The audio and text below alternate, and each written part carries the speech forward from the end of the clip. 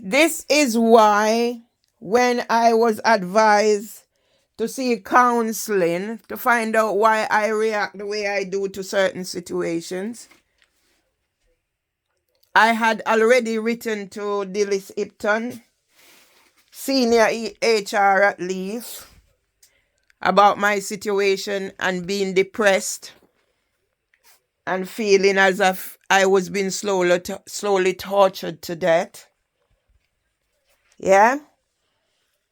This is the state of my place. This is part of my trauma because from the time my brother was born, I became responsible for him and started acting the role of a mother, a sister, a carer, anything you can think of.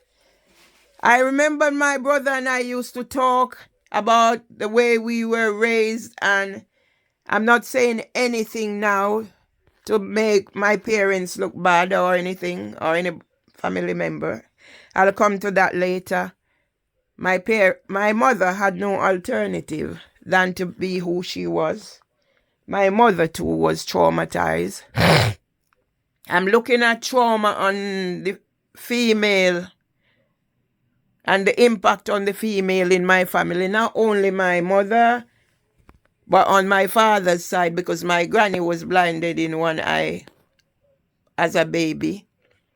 And that impacted on her. And I understand that was why my grandfather married her, because she had to learn to defend herself and she could fight anybody. Well, you see where it came from? In me.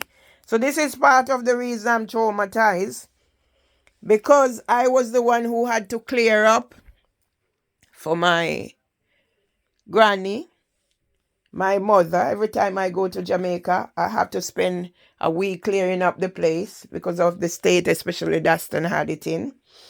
And to end by saying I advocated on behalf of Tess, and I and the neighbor helped to clear up her place. So then you see the pattern. So until I clear this up, I will not be able to do anything. So I'm going to do that today. Forget everything else. I'll put some saltfish to soak to cook dinner for me and Tom. I season up some mutton, so just going to go to the market, get some stuff and start living my life back the way it is.